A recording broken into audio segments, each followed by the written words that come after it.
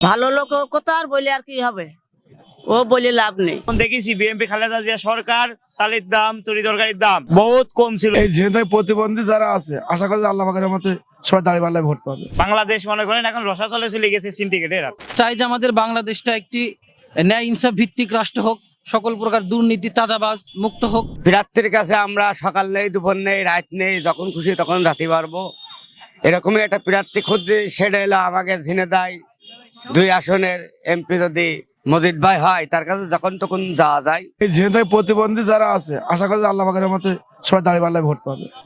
Vote দেবো, আশা আছে দাঁড়িয়ে। কেন দাঁড়িয়ে দেবেন? মানে ভালো ভালো কারণ, মানে তারা নিরাপত্তা দেয় বেশি, এই জন্য।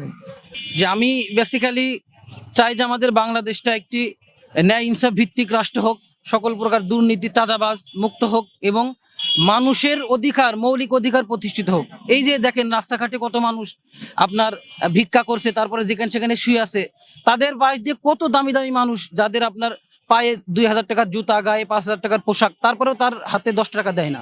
আমরা চাই যে মানুষের মৌলিক অধিকার প্রতিষ্ঠিত হোক, ওই পথ বঞ্চিত মানুষগুলা, তারপরে যারা আপনার ঘর বাড়ি নাই, যাদের আশ্রয়স্থান নাই, তারা যাতে সঠিক আশ্রয়স্থান পায়, আমরা এইটা চাই। এবং আমরা চাই যে একটি ন্যায় ইনসাফ ভ্রাতৃত্ব আপনার হচ্ছে বৈষম্যহীন একটি বাংলাদেশ চাই আমরা। জি, সেই হিসাবে আমরা অবশ্যই চাইবো যে যারা সামনের ইশতেহারগুলো আমরা এই বিষয়গুলো পাবো, অবশ্যই আমরা তারাই ভোট দেব। তবে আশা আছে আমাকে ভোট দেবো না কেন? ভোট তো আমরা সারা জীবন যে আসছে, আমরা যেহেতু বাংলাদেশের মানুষ, আমরা তো ভোট দেবই। আচ্ছা, কেমন মানুষ চাচ্ছেন এমপি হিসেবে? কেমন লোক চাচ্ছেন? আমরা ভালো লোক চাচ্ছি। এর আগে কি ভালো লোক পেয়েছেন? ভালো লোক কথা আর বলে আর কি হবে, ও বলে লাভ নেই। তার সাথে সহযোগিতা করে আমরা বিএনপি কেই চাই দেশ সমাজ, আমরা অন্য কিছু চাইনি। আর অন্য দল থাকতে কেন বিএনপি কে আপনারা ভোট দেবেন? ছোটবেলার থেকে যতটুকু দেখেছি বিএনপি মনে করেন আপনার খুবই ভালো ফিল করেছে।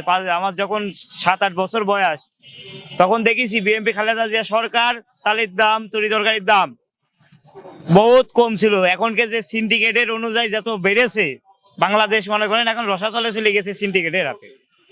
আমরা গরিব মানুষ, আমরা রিক্সা চালাই খাই, আমরা ঠিক মতন খাতেও পারিনি। আজকে আমি ছেলে, আমার বাপটা পাইনি, আমার মাটা পাইনি ভাই। তারপরেও আমি এটা গর্ব করে করতে পারি, বিএনপি সরকার, তারেক রহমান ভাই একটা ভাইয়ের মতন ভাই একটা।